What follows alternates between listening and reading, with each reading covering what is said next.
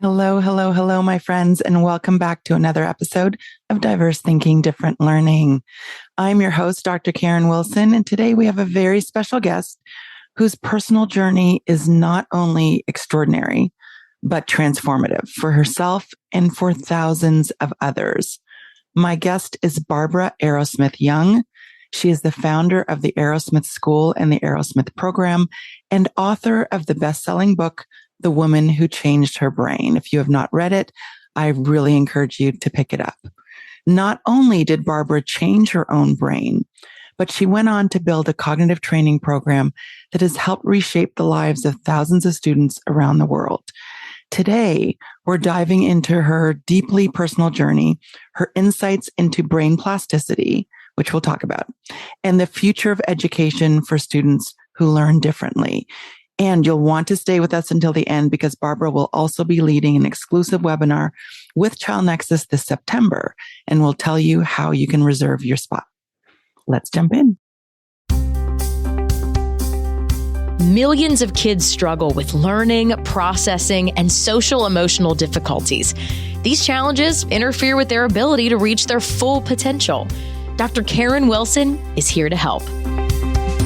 Her extensive background in pediatric neuropsychology and higher education have prepared her for this unique mission. Listen as she delivers content to inform, educate, and empower parents and educators. This will enable you to identify challenges that kids face and get them on the road to achieving their full potential. This is Diverse Thinking, Different Learning by Child Nexus. Barbara, thank you so much for joining me today. Oh, it's my pleasure. Thank you for giving me the opportunity to talk about this work. I'm so excited. I mean, your story is so powerful, and I am so honored to be able to share this conversation with people who have not heard it, who do not know who you are and know your experience. And so again, thank you. And I was thinking about all the things that I wanted to ask you, and I thought, well, let's just start at the beginning. Let's start with what you were told and what your parents were told beginning in first grade and struggling in school. And we'll go from there because I think that's a lot of the experiences many parents have with their own kids. Yeah, so I'll start back at the beginning. This was in the 1950s, many, many years ago. And starting in grade one, I struggled to learn how to read. I struggled to learn how to write. Mathematics, like numbers, really made no sense to me. If I was given 12 and 14, I'd add the 4 and the 1, and then the 1 and the 2. So very early on in grade one, it was quite clear that I wasn't learning as the other students were in the classroom. And my teacher, I have a lot of compassion for her. In grade one, I think this was her first year teaching, and to encounter, a brain like mine that she wasn't prepared for. It was quite a challenge. So I got put in the Turtles reading group. I don't know why they thought naming them after animals would disguise the fact that this was a group that was struggling. And then I overheard at a meeting with my mother, my teacher telling my mother that all of my learning was going to be a challenge and not to have high expectations for me.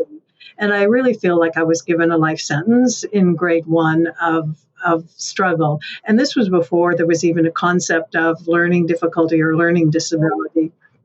So I was labeled as slow, and I was labeled as having a mental block. And because comprehension was one of my difficulties, I actually thought I had a piece of wood, like a wooden cube in my head that was making learning difficult. I mean, later I was to learn that no, I didn't have a piece of wood in my head, but I had blockages. I had parts of my brain that weren't working as they were designed. So really, starting in grade one, my educational career was one of struggle. My mother was a teacher, an educator, and she was determined that her daughter was going to learn how to read and write and do mathematics. And the school that I went to was right across the street from my house. In fact, you could look out the living room window and see the school. So I would come home at lunch and my mother would have flashcards with numbers and letters. I would come home after school. So I joke that I became a workaholic in grade one, but it took that kind of heroic effort to just kind of tread water in school. And I see that with students with learning difficulties, as they're putting in incredible effort, often with results that aren't commensurate with the amount of effort. So, because of my mother's diligence, which I didn't appreciate at the time, but I appreciate now, I did learn how to read and to write and do basic arithmetic. However, I still had the learning difficulties. So on the surface, it looked like I was functioning. And very early, again, as other children with learning difficulties do, I learned to use my strengths to compensate. So I had pretty much a photographic memory and an auditory verbatim memory. So I memorized everything. And it's, I guess, a testament to the school system that in those days, one could pass through the grades through memory, because I really didn't comprehend. I mean, probably they didn't have those diagnostic labels, but I would have probably been diagnosed with dyslexia, auditory processing difficulties, because I challenged to process language. I used to joke that language felt foreign to me and my translator was broken. So I could hear the words, but it was really hard for me to comprehend or attach meaning. So, I think my grade one teacher was correct. All of my education was a struggle, and it really was. However, I think I did amount to something in my life. Yes. I think he was wrong about that. Don't want to bury the lead, but it's just so interesting, because as I hear you talk, I think, having met with hundreds of families, I think so many parents can relate to hearing discouraging things early on, often without being offered meaningful solutions. And it can be disheartening and confusing. And it's interesting how you say that, that back then you could just get by with compensating with, for example, having an extraordinary memory. And I think kids still do that. I mean, when I see kids in my office who don't get to me until 6th or 7th grade, but they've been compensating since kindergarten, it's the same thing is happening in 2025.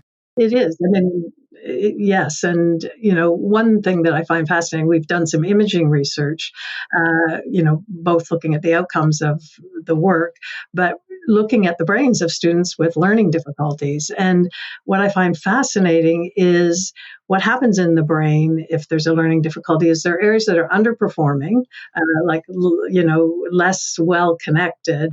And then what the brain does in response is it hyperconnects the areas of strength. So exactly what you see in the classroom, you have a brain that's working really, really hard, but not efficiently, because those hyperconnected areas that are trying to compensate aren't designed to do what the other areas are doing. So it's exactly the experience of the child in the classroom. They're trying to compensate and work really, really hard, but not getting the results. So I find it fascinating. The classroom experience mirrors what's going on in the brain. Yes, absolutely. And then as the academic demands increase, it becomes more difficult to rely on those compensatory mechanisms. They don't work as well. And you saw that happen to you in grade 8. I did. I mean, for me, grade 8 was a watershed moment. I just couldn't imagine how I could cope with high school, because, you get into grade 9, and at least at that time for me, it was multiple subjects with different teachers, which was challenging because they all had different teaching styles.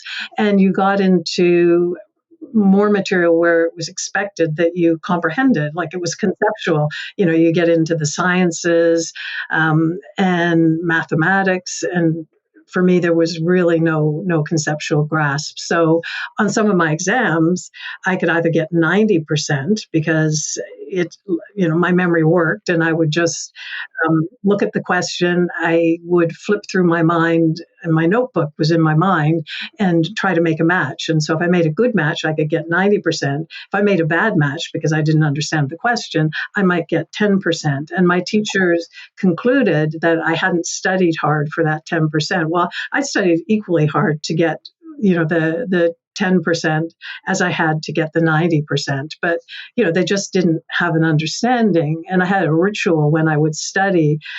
I didn't understand about meditation at the time, but I believe I put my brain in kind of a Zen state. So I would lay my notebooks out on my bed. I would kneel down, and I would cry. Like I would cry from the depths of my soul until my emotions were drained. So I think, I just drained all the emotions out.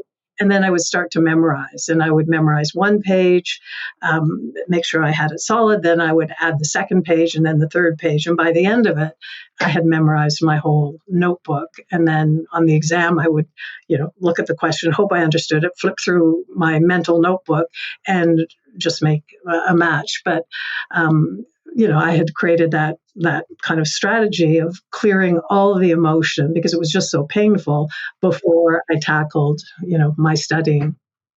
Yeah. And I want to acknowledge the weight of that moment because it really takes a lot of courage to share. And it speaks to what we're going to be talking about in the webinar, the mental health challenges that accompany, kids who struggle with learning because of the amount of work and effort that goes in to compensating, into working harder because you have that struggle. And it also speaks to the despair that so many kids feel when they struggle and don't see a way out. Yes, and that definitely in grade 8, that was what happened to me. I just couldn't imagine the next step of going into high school. I also had a spatial difficulty, so I would get lost. And I thought, here I'm going into a high school. I've got to find my locker. It just, it was incredibly overwhelming. And not knowing how I was going to cope and having the despair, I attempted to end my life in grade 8. And in those days, wasn't as clear. Like we didn't have the internet, there weren't instructions. So I did what I thought one did. I went to bed and I thought, okay, I'm not going to wake up in the morning. And instead of being excited when I woke up in the morning that I'm still here, it was like in my mind at that time, it was another failure that I couldn't get that right either. And I'm very glad now that I didn't get that right. But I thought, okay, I just have to soldier on and put one foot in front of the other. But it was very lonely and very isolating because there wasn't a context to have a discussion about learning difficulties. There was nobody really that understood and that I could share this with. I'd say that today, at least, there's more of a conversation that could happen. And because I felt ashamed that I wasn't learning, I wanted to keep it hidden. So I didn't feel I could go to my parents, so I'm sure I could have, but I didn't want to burden them with my challenges. And when I was writing my book, I interviewed lots and lots of students with learning difficulties.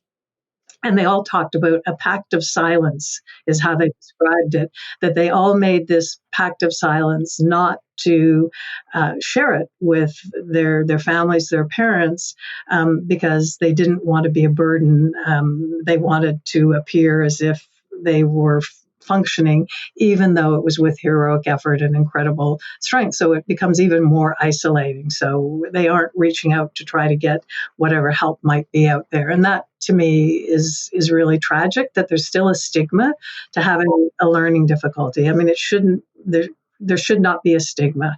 And I travel around the world meeting educators, researchers, students, and there still is a stigma. And that really breaks my heart. I mean, it should just be, we learn differently. Some of us, for whatever reason, have certain areas in our brain that aren't as strong as others. And if we truly believe and understand neuroplasticity, it's not a life sentence. We can actually strengthen those weak areas of the brain and transform the future of the learner. I mean, if one had diabetes, you'd go to a doctor, and if you needed to get insulin, you'd get insulin. It should be the same with learning difficulties. There's something that we can actually do to address these challenges. And we've known this for so long. I listened to your TED Talk too, and you spoke about, all this research that we've known about how enrichment changes the connections in the brain. This is not something new. We have known this for a long time, yet there are still, sectors of education that don't seem to incorporate this into learning and teaching and academics and intervention. And that's why your story is so important. I mean, you've bravely spoken about the pain of that time, and then things change. I'd love for you to talk about how things changed for you and what led to you to begin thinking differently about your own brain and your capacity to change it. Yeah, so I think, I was lucky if we think about nature and nurture. My mother, as I said, was an educator, and my father was a scientist, right? And he was passionate about the creative process, right? So he had, I think, 40 patents, and I didn't understand anything really about what he was doing, but he'd come with his blueprints, he'd put them on the floor of the living room, and I caught that excitement and passion of creating something. And then he said to me, which he firmly believed, he said, if there's a problem in the world, and no solution currently, he said, it's your responsibility to go out and see if you can find a solution. And then he said, if the rest of the world tells you you can't do it, he said, don't listen. This is how science goes forward. So that concept of a paradigm shift.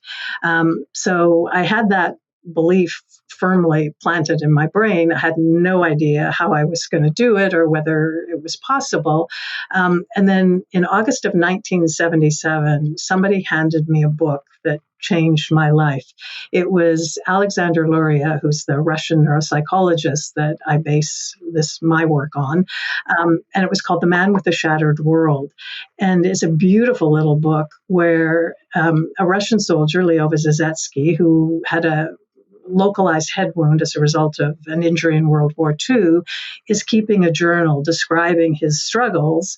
And then Luria is explaining what's happening in this man's brain. And as I read Vysotsky's journal, I was now keeping my own journal, and we were describing exactly the same challenges. He talked about living in a fog where he said meaning was ephemeral, it would disappear in the mist. I was using exactly the same language in my journal.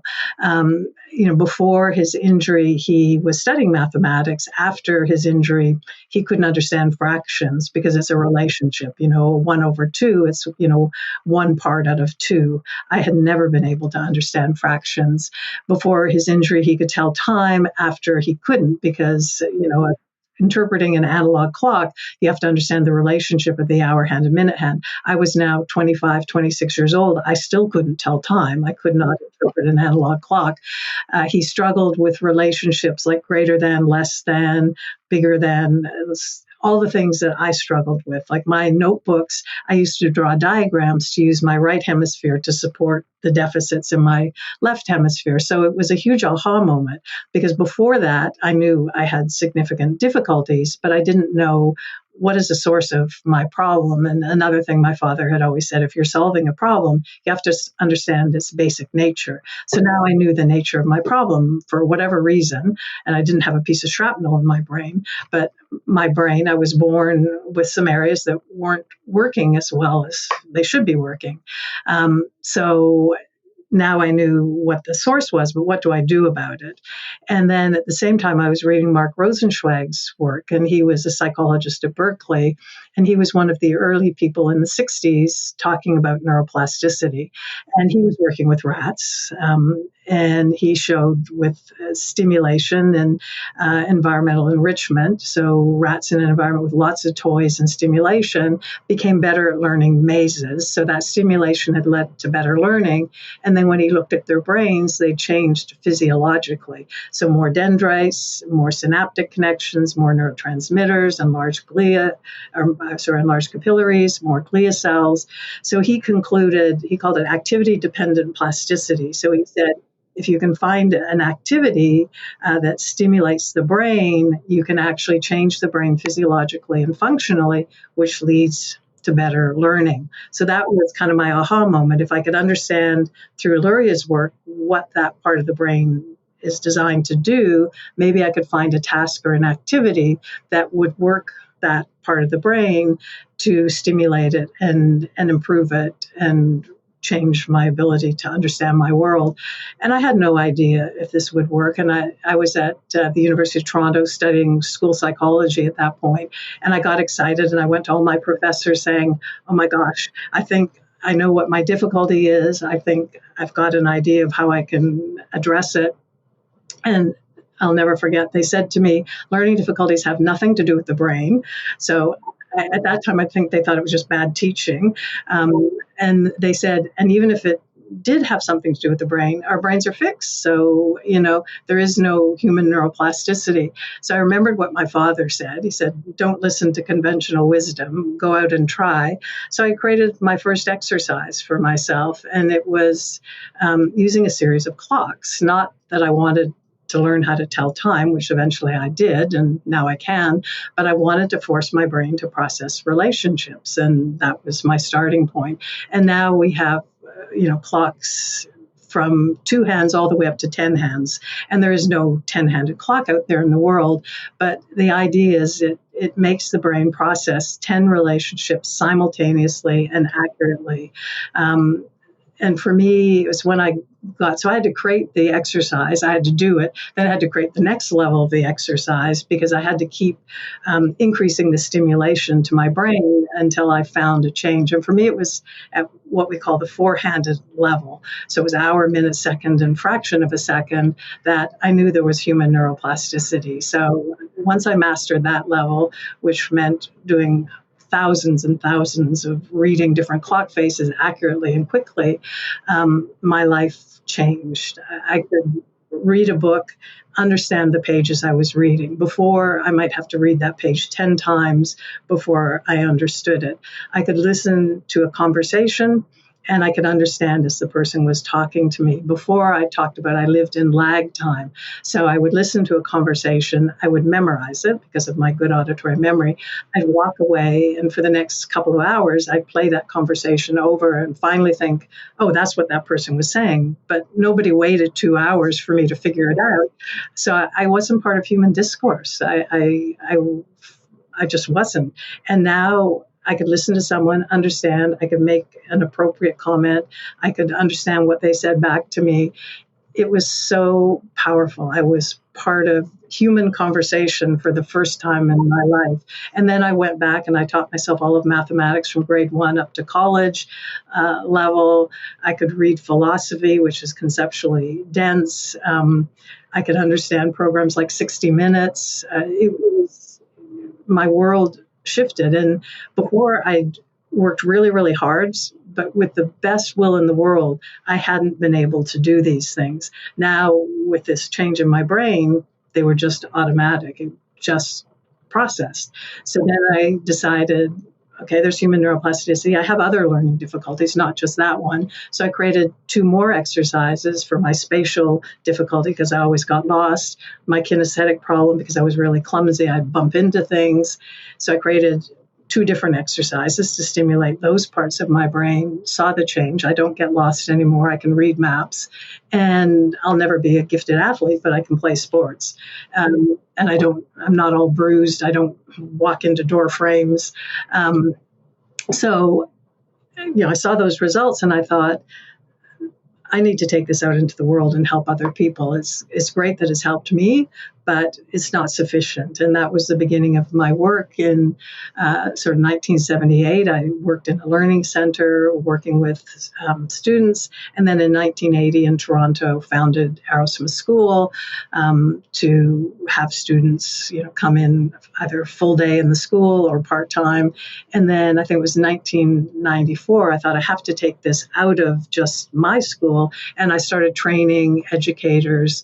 And now I think we're in 16 countries where we train educators to bring it into their school system so that the students can access it within their schools. And my firm commitment is to put the brain into the education equation. We go to school to learn. We learn with our brain. Let's start right in grade 1 with 30 minutes a day cognitive programs to transform the brains of the learners to make learning fun, more engaging, more efficient. And I put that at the end of my book thinking, oh, that's a really lofty goal. And now there are multiple schools around the world that are doing that. I was just in Madrid, in Spain, a couple of weeks ago, and we were just analyzing the results of students in grades 1 and grade 3 and grade 9 that are 30 minutes a day doing one of my cognitive programs and seeing very, very positive outcomes. And to me, that can remove the stigma. If every child is working as a normal part of their curriculum on cognitive programs, by the time maybe they're in grade 5 or 6, I mean, the students without learning difficulties will have benefited, but the students with learning difficulties will no longer have the learning difficulty, and it's been part of their normal curriculum. So everybody's doing it. I'm not different. I'm just part of the class. So I'm really excited about that. That is very exciting. And I think, one of the things you've said is our brain shapes us, but we can shape our brain. And your work speaks to that, because we know that the brain has the ability to change and evolve and reorganize, and pathways can be strengthened, but it doesn't happen with accommodations.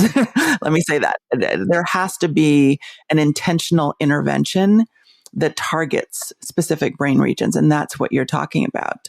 You're talking about exercises that not only decrease the stigma, which it absolutely does, but it can be transformative. Like what you're describing about your own personal experience is transformative. And it can be for so many other children, adolescents, teens who struggle with learning. I think many parents listening have children who are bright and capable, but struggle with some of the things that you've mentioned: judging depth, understanding jokes and irony, and reading and writing and math concepts and spatial, awareness. And you've seen children who have similar struggles in your work at Aerosmith School. And you've also seen the change that comes when they're able to work on those brain regions that underlie all of those processes. Yeah. And that's what, sometimes I love my work. Sometimes I say there's a little too much of it, but that's what really is my why of, why I get up in the morning and do what I do, is the lives that have been transformed. And it's a favorite part of my work is when I get to meet those students and have conversations with them, because I was one of them, and it is transformative. I mean, our brain mediates our relationship with ourselves, our relationship with other people, our relationship with the world. It's fundamental. We can't escape our brain. Like, it goes with us everywhere we go. And to me, the power of this work exactly is cognitive transformation. And we see social emotional well-being improves, locus of control, optimism, self-esteem. We did a study in Australia where they looked at students with learning difficulties that weren't in my program and students with learning difficulties that were in my program. And they used a number of standard measures on emotional well-being. And the students in Aerosmith all were at significantly higher levels than the students that had learning difficulties that weren't getting the cognitive transformation, because it's incredibly hopeful and optimistic. I mean, the World Health Organization, their definition of mental health, part of it is, to be able to engage in your community. And if you have a learning difficulty that isn't addressed, it interferes with your ability to productively engage in your community, which was my experience. I mean, we there's tremendous research. Actually, one of the best studies was done in Canada. It was called PACFul, Putting a Canadian Face on Learning Disabilities, with the Learning Disabilities Association.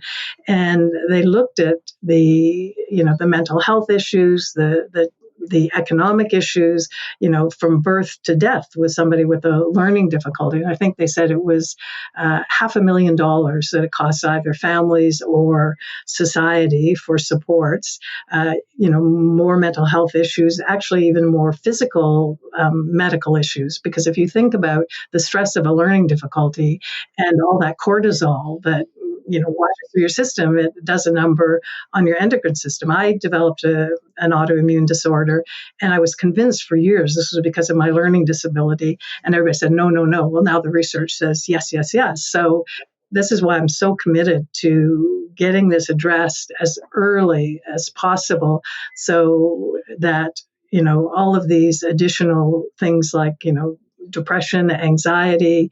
One of the studies we did out at University of British Columbia, we looked at cortisol levels, and students going through my program, their cortisol levels dropped. And so, they improved in social emotional well-being measures, cognitive measures, academic measures, and physiologically their body changed in terms of cortisol, which is a stress indicator, because they felt more locus of control, more engaged. And it was interesting. They looked at students going through my work and then students without learning difficulties. And as they were moving to the end of the academic year, the regular students were getting more anxious because they're coming into exams. Well, the Aerosmith students were actually less anxious because now they felt we have the cognitive resources to actually cope and function in a way that they didn't have before. So I'm never going to retire. I mean, I'm just so committed to making this work accessible, to students around the world. And we also are working with individuals with addiction, young adults. In Australia, we're in Teen Challenge, which is an organization around the world that works with individuals with addiction. And we're seeing because addiction rewires the brain in a negative direction, because neuroplasticity can go positive or negative. And our work is now rewiring it back in a positive direction so they can benefit from the therapeutic process, to have more consequential thinking, to recognize their patterns, and to make different decisions. So there's just huge application for this work. There really is. And I think one of the unfortunate things is that today families are still being told, when their kids struggle with learning, let's just accommodate, right? Let's give you extra time. We'll sit you up close. We'll let you get a head start on that reading assignment. And what I've said on this podcast so many times is that accommodations are not intervention. And accommodations can help a student function, but they don't address the root issue. And what you're describing is really a powerful shift in thinking. And it's the reason why so many youth service providers are in this work, because we know that transformation is possible with the right intervention paired with the learning difference. Absolutely. I mean, it's so powerful. Like, I think our brain is, if it isn't our most important asset, it's one of our most important assets. And we can enhance cognition through harnessing neuroplasticity. Currently, we have programs for 19 different cognitive functions, all the way from nonverbal interpretation of social situations, face blindness, spatial. So these are all right hemisphere functions, executive functioning like the prefrontal cortex, thinking, planning, problem solving, numeracy, like quantification, understanding quantity, motor planning for writing, symbol recognition for visual memory, on and on and on, like really critical functions, reasoning. And really this work has been driven through who walks through my door here in Toronto and around the world, because originally I just had 3 programs, the ones I designed for myself, but I knew that isn't everything that can interfere with learning. And as I met more and more students struggling, I would listen to them describe their challenges. I would go back into Luria's work and really try to understand, okay, what is going on in their brains? And then what do I need to create to stimulate that part of the brain? And it was many years of what I call like a naturalistic experiment, kind of a laboratory. And sometimes what I designed ended up in the waste paper basket because it wasn't working. But over time, we've got these multiple different programs for different cognitive functions to tailor our approach, because I don't want to waste someone's time working on something that they don't need. I want to ensure that they're working on the things that will best benefit them. And we've also worked with people with traumatic brain injury. We're just doing a study actually right now at Harvard with individuals with traumatic brain injury and seeing really, really positive results. and another area we talk about, diversity, equity in education. And I think what's the great equalizer is our brain. We all have one, and we can all enhance cognition no matter where we're starting on that continuum of, either a significant difficulty, a moderate difficulty, a mild difficulty, average functioning, or above average functioning. We can start where the individual is, and we can move that cognitive function up the continuum. I've worked with very gifted students as well that, just have a little area that is interfering with what they want to do in their career, and they come in and address that piece and then go forward in their career. So there's huge application. Absolutely. And your work is really laying the foundation for integrating, the ability to build cognitive capacity and to strengthen brain connections into our education system, right? Not just compensating for challenges, but really integrating neuroscience and our understanding of neuroscience in the brain into the education system and how we teach our kids and how we enhance learning. And I think that's such an important message to get across as well. Yes. I mean, I'm passionate about it, as is my organization. And as what our rallying cry is, put the brain into the education equation. To me, it's, we talk about bridging the gap between neuroscience and education. To me, the perfect marriage between neuroscience and education is incorporate cognitive programs starting in grade 1. We go to school to learn. We learn with our brain. Let's be enhancing cognition as we learn. And I think,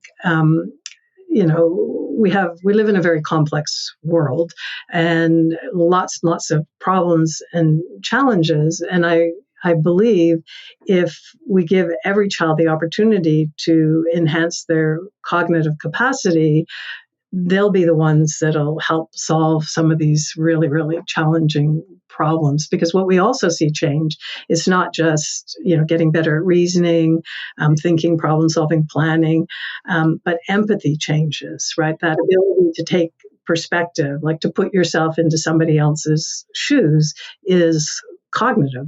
And we absolutely see that change. We see more compassion. So I'm really optimistic about our future. And the World Economic Forum talks about 21st century skills. Like, what does a student in school today need for, say, 15, 20 years down the road once they get out of school?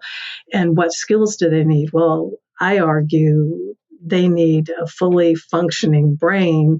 It's not so much about skills, it's about changing the capacity of the brain to then learn the skills, because we don't know what's going to be required in 20 years.